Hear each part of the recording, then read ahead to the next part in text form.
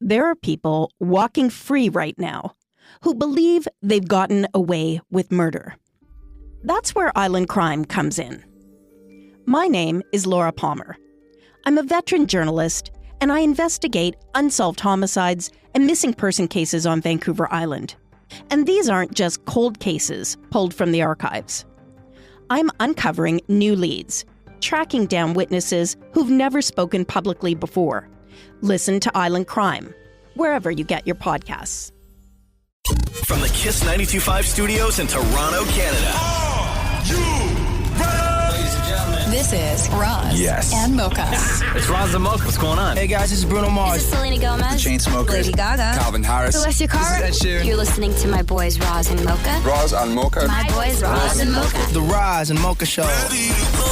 Between Roz and Mocha, who is your favorite? Roz. Mocha. Roz. Mocha. You guys are so funny, man. Congratulations, Lisa! Wow! You just won $1,000. That's amazing. Y'all just made my entire morning. Keep it up. You guys are awesome, man. This is the Roz and Mocha Show podcast. Roz and Mocha's Fix My Life. What advice can you guys give me? Okay, so my question is... Got a problem you can't fix? Roz and Mocha got you. Michael, what's up, man? It's Roz and Mocha. How you doing? Good morning. How's everything? We're doing good, man. Why are you on FML today? I'm having problems going to bed early so I can wake up on time for work. Okay, so Michael, you wrote us this. Hey, Roz and Mocha, I need advice on how to sleep early, like fall asleep earlier at night so I'm not late for work every day. My problem is I'm going to bed around 2 to 3 a.m. Oh, my gosh. And what time do you have to wake up for work? I got to wake up for 6. Okay, what are you doing at night? You playing video games? No, at nighttime I'm usually catching up on a show or like watching recaps, and sometimes I'm playing video games, to be honest. So you got to get up at 6. What time are you at work? I get to work at 8:30. And then what time you wrap? 2 o'clock. 2 o'clock. And you finish, and you're home at what time? I get home by like 2:30, 2:45. In the afternoon? Yeah. Oh my God. Okay. Do you have a family at home? You got kids at home? You live alone? I have 2 kids, but I don't live with them. But I got to pick them up for 3 o'clock. And you bring them back to your place, or you bring them back to their mom's? I bring them to the mom's place, and then I try to spend as much time as I could. Okay, so what time are you back at home where you would say that your sort of like evening has started? Like after dropping the kids off at the mom's, everything else, when are you back home? I would say 11. Wait a second. What are you doing between what time you pick up your kids? Like 3:30? Yes. Okay. And then you drop them off at their mom's, and do you stay and hang out there? Yeah. I do my best to stay as long as I can. And what time do the kids go to bed? 9:30. And then and then you're just hanging out with your ex? Yeah. Okay. Sometimes we're watching a show or sometimes we're watching a movie. Okay. So after you leave your ex's house and you get home, then you are still awake, playing video games, catching up on shows, watching stuff on your phone, not going to bed.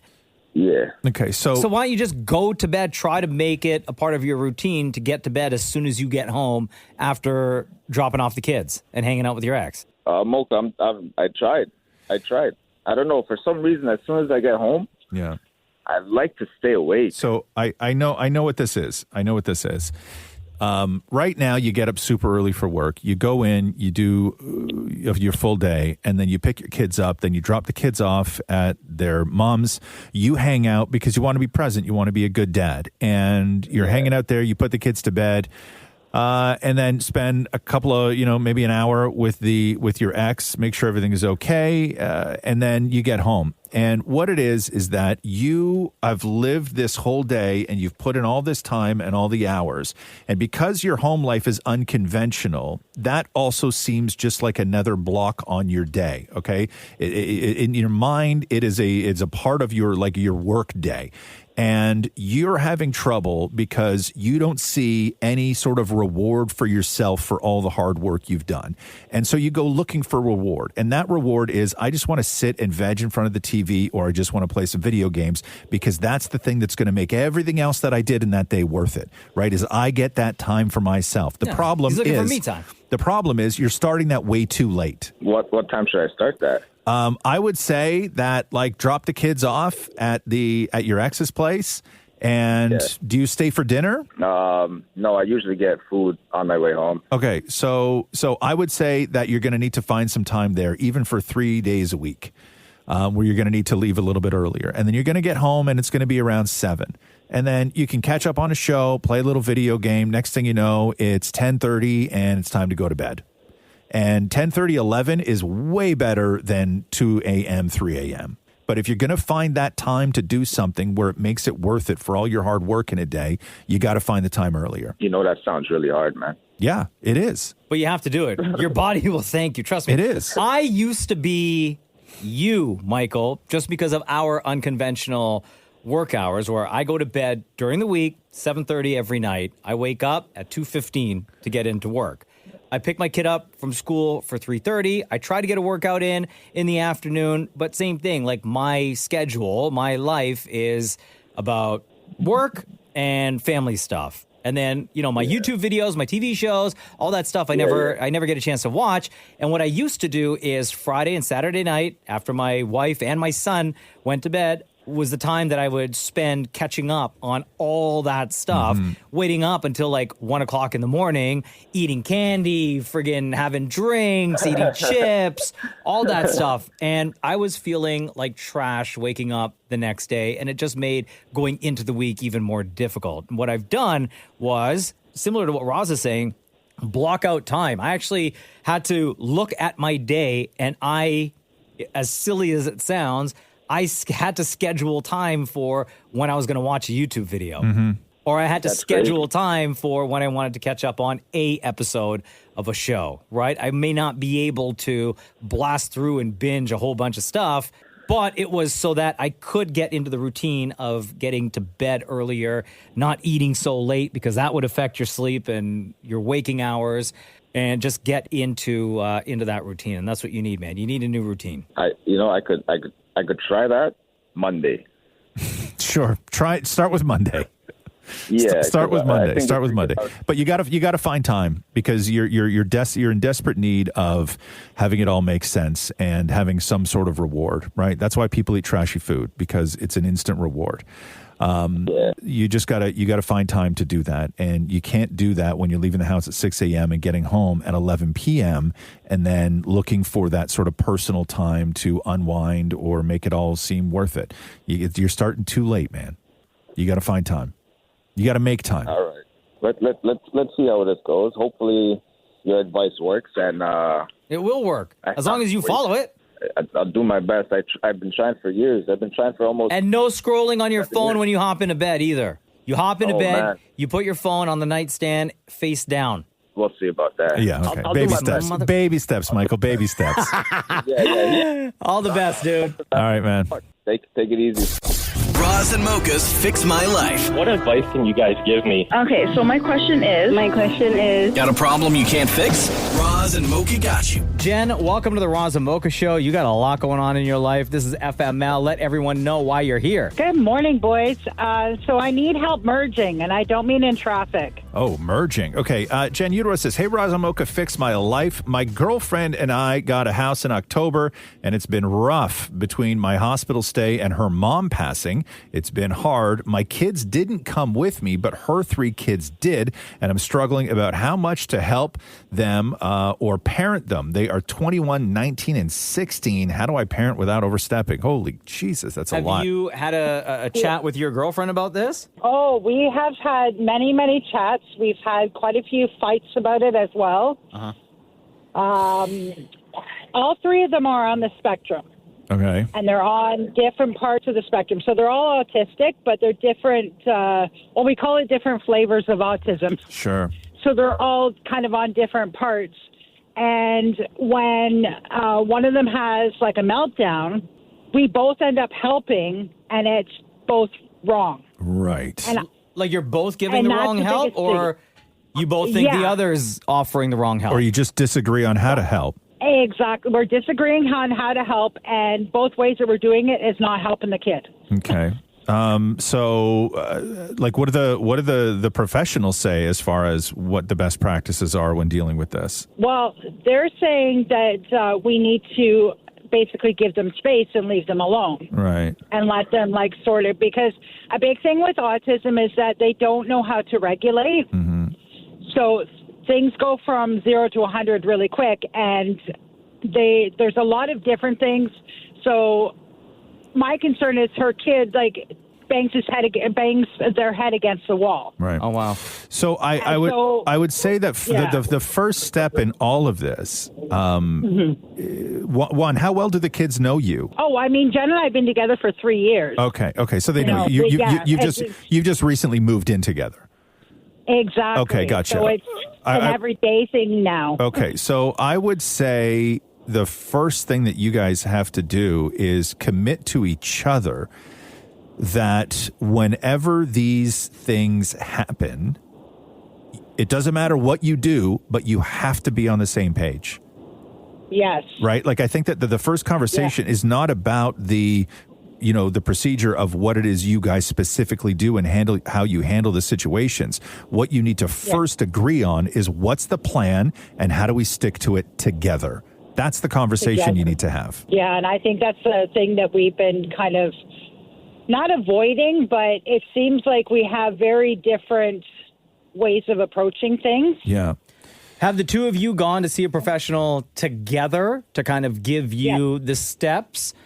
And yes. Yeah. Oh, okay. So why not have that kind of a conversation about that and say, here are the steps that we need to take based on, this doctor that told us this. So we have to, as Roz said, need to be on the same page with how we approach this. Exactly. And that's what I'm trying to work towards. And I just don't know how to, whenever we try and talk about it, it turns into a fight. Yeah. Because, and moms in this situation, parents in this situation, a lot of them in those moments, they want to be compassionate, but also they get frustrated at a level that you won't get frustrated. They've been dealing with it a lot longer than you have. And also, you don't want to do something where you're going to look bad, right? That kind of, when things get really, really tough, a lot of parents, well, I don't want to say take the easy way out, but they do something to preserve the future relationship with that kid as opposed to dealing with what's going on in the moment. Yes. Oh, my God, yes. Right. And but that is that's been happening a lot, and I think that's the big discord with us. Yeah, you're not doing the quote-unquote right thing because you think the right thing is going to drive a wedge between you and the kid. Yes. Right. And that's the conversation that you need to have. It's not so much how you handle these kids, it's how you handle it together is where you guys, where the work needs to happen. Yes, absolutely. One of her kids, like all of her kids, tell me that they love me every day. Yeah. Which is great. But in the moment when things are happening, then they turn around and they say, I hate you. I wish you didn't move in with us. Of course. Oh, yeah, that's got to be tough. Yeah. But I think Roz is right 100% with everything he said. You got to have that combo with your girlfriend, okay? Yeah, absolutely. I will definitely do that. Okay. I think she doesn't listen to you guys. No. Well, I mean, is it though? That's kind of a heartbreaker right there. Yeah. Thanks for that. You guys are both my favorite. I've been on FML many, many, many times. Yeah. And you always have the best advice. And I really, really appreciate you. Oh, we love you, Jen. Love you so much. Enjoy your day, okay? Okay, thanks. You too. Roz and Mocha's Fix My Life. What advice can you guys give me? Okay, so my question is... Got a problem you can't fix? Roz and Mocha got you. Hello, Luke. It's Roz and Mocha. Hey. How you doing, man? Good, you? Good. How old are you, dude? 13. Right on. 13? Why are you on FML? So what do you do when your biggest crush is blocked by your friends? Oh, wow. Luke, you wrote us this. Hey, Roz and Mocha, Fix My Life. There's a girl in school that I really like, but I have no idea how to approach her. I want to ask her out, but I get laughed at and humiliated when I tell my friends. Every time that I try to ask her out, my friends start to mess with me, telling me that they asked her and she said no. What should I do? Sorry, your friends have also asked her out? No, like my friends will be like, oh, we asked her if she would go out. She doesn't like you. Oh, that she doesn't like you. Yes. Oh, okay. So why are your friends, I mean, you're 13. There's really no solid explanation for anything 13-year-old boys do. But why are your friends so against you going out with this girl, do you think? I don't know. I mean, maybe it's just like their being stupid, and they're being, 13-year-old friends. Do you think that they really did ask her, or you think they're just like joking with you because they don't want you to ask her? Probably joking with me. Yeah. Oh, yeah. okay. They're just messing with you. That sucks, dude. So obviously, like you know what 13-year-old boys are like, right? You're all growing so fast and going through different things at different times, and you like a girl, and maybe you're thinking about, hey, maybe it'd be cool to have a girlfriend. I really like this girl. We get along great. And they're like, ooh, gross, or they're like, no, we're going to lose you as a friend, or they're like, that's a stupid idea, or whatever it is. Maybe one of them likes her too, right? There could be a million reasons for this, but I think that you need to just sort of take this for what it is, which is that your friends are messing with you. It does not mean that there's not still your friends, because 13-year-old boys do stupid stuff, man. Mm-hmm. So don't think that this doesn't mean that you guys aren't friends, and that if you get a girlfriend that they're no longer going to be your friends. You're all going to learn how to do both in life. Some people do it at 13, some people do it at 16, some people do it at 26, right? Now, do you know this girl? Like, do you get a sense that maybe she might like you back? Yeah, I think she likes me back. Yeah. Oh, okay. So you guys get along, you have, conversations, and you joke around with each other and stuff like that? Yeah. So what if you just removed your friends from this process? What if you stopped confiding in your friends? For just about this, not about anything else, but just about this. What if you stopped telling your friends your plan? Okay. Yeah, that's how that works. So, do you know how you're going to ask her? I think so. Yeah. Like you're going to do it face to face? Yeah, probably. Okay. Don't text her or anything like that. That's weird. Mm-hmm. Yeah. You got to do it face to face. It takes a lot of courage to do that, man. Yeah. Good for you, Luke. Let's do like a rehearsal right now. What are you going to say? Hey, do you want to go to Starbucks with me today? Oh, wow. Yo, you 13, you got Starbucks money? Good for you, kid. So are you just thinking that like maybe you guys will go out and do something, or you guys are going to like go out and be like boyfriend, girlfriend? Probably just go out and do something. Oh, just like a casual hang. Yeah. Oh, yeah, and man. then hold on. And then eventually, like hopefully build up to become boyfriend, girlfriend? Yeah, hopefully. Yeah. Okay. So baby stuff. Take it easy, man. Bro, you're Take good, it slow. homie. That's amazing. Yeah, and I would say have a plan, right? In situations like this, don't sort of leave it open ended. Don't be like, hey, do you want to do something sometime?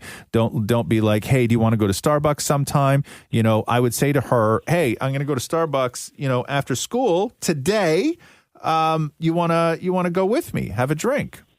Okay. Right? Have a plan there for her. And that way she knows what she's saying yes to. She's not saying yes or no to some sort of, vague promise of time together. She's saying no to an actual thing that you've planned out. Mm-hmm. Right? Okay. What's your go-to drink at Starbucks? Ooh, anything with a Frappuccino. Yeah. Okay, good choice, man. Hey, you got money? Yeah. Yeah. Okay. You gonna buy her drink for her? Yes. Okay, cool. Okay. Yeah, of course he is. Come on, man. Listen, man, 13-year-olds are weird, dude. You've been saving up for this, haven't you? Yeah. Yeah. All right, okay. buddy. Luke, you're going to be fine. Don't worry about your bonehead friends, okay? Okay. Okay. All the best, man. Okay. Thank you. Roz and Mocha's Fix My Life on Kiss. You've got vast stockpiles of data, but 80% of it is unusable by AI. That's a lot of missed opportunity. The Highland Content Innovation Cloud is the only platform that makes enterprise content and unstructured data agentic AI ready, secure, and actionable, so you can make real impact for the people you serve. Incredible opportunity is here with Highland. Turn insights into impact. Roz and Mocha's Fix My Life. What advice can you guys give me? Okay, so my question is... Got a problem you can't fix? Roz and Mocha got you. Jade, it's your boyfriend's Roz and Mocha. Good morning. Good morning. You are really going through it, huh? Yeah. What's going on? Why on FML today? How do I vacation with my mom, who just blew up on me? Oh, wow. Jade, you wrote this. Hey, Roz and Mocha, fix my life. My whole life, my mom has been emotionally unpredictable, sometimes abusive, and very controlling. Her main method of control was money. Now that I'm an adult and financially independent, things have improved, especially after my family therapy. On Saturday, she had her first major blow up in years, and it was directed at me. My fiance and I were supposed to fly out next week to visit my my parents at their condo in Florida, but now we're not speaking. My mom is not someone who can talk things out. She's never apologized to me, holds grudges, and refuses to listen to reason. Should we still go as planned, or should I make other arrangements? What was the argument about? What did she blow up for? It was basically about me asking her where she was all day. I guess she left her dog at my house for like 10 hours just to babysit. Yeah. And then the next day we went to a family event and I asked her, hey, like, where were you all day? Because I didn't know. And she basically accused me of interrogating her, trying to cause fights with her and her husband. It didn't really make sense. I couldn't figure it out, but that's essentially what happened. And we haven't spoken since. And she's not written you or called you or anything, right? Nope, no communication. So like, you're just supposed to show up there, like, and everything's going to be fine? 8 days after a massive blowout, and then things are supposed to be fine? Or are you expecting things to be cold? Again, unpredictable. In situations like this, does she wait for you to apologize? Like, is it always you that has to sort of try and make things right? Yes. Yeah. Oh, so that's what she's waiting for. Yeah. Yeah. I'm trying to like set really good boundaries, especially after a family therapy, because it's been a pattern for so long that I'm trying to break. So I don't want to be the one always apologizing. And especially when I do often try to open up those healthy conversations, they don't always go very well. And it just turns into like another, emotional manipulation or like just a huge fight, and you can't reason with her. So I just end up apologizing when I don't necessarily feel it, and that doesn't feel good. And during the family therapy, you don't have to tell us like details, but is it just you and her? Is it you, her, and her husband? Like, who's involved in the sessions? It was me and her. Okay. And have you been able to identify the root problem of every disagreement or every time you get to this point? I don't think like on her end, like I think there is things from her past that make her the way she is. But essentially in our family therapy, it was a lot about control and trying to control, your child and how that's not good. That's a lot of what we got out of it. And which is why she was good for so long. But I don't know what happened recently. It feels like it went out the window. And in those sessions, does she agree with the person that's talking to you? Like she could recognize all that? Yes, she did. Oh, okay. Or does she just say that she agrees and she recognizes, but then doesn't really feel that way? I can't say. It's in her own brain, but I mean, oftentimes with stuff like this, the thing that, and often when a manipulative parent is doing it, sometimes they don't even realize they're doing it, which is they start to feel that they are left without purpose, right? And she used to love having control over you, over money, over your life, telling you you're not grown enough, all of this stuff. And then when you got to all those things, she started to sort of like lose her purpose. And oftentimes when parents are in this situation, what they do is they put the kid in a position to need them. Right? Yeah, exactly. Like right now, she is waiting for you to smooth things over because you need your mom. You're the one that needs the relationship to be good. She doesn't. You do. And this is the way that she sort of gains control over you as an adult, like as a fully functioning adult in the world. How does she gain that control back? By having you on your knees in front of her, begging for her love, right? That's how she gets it back.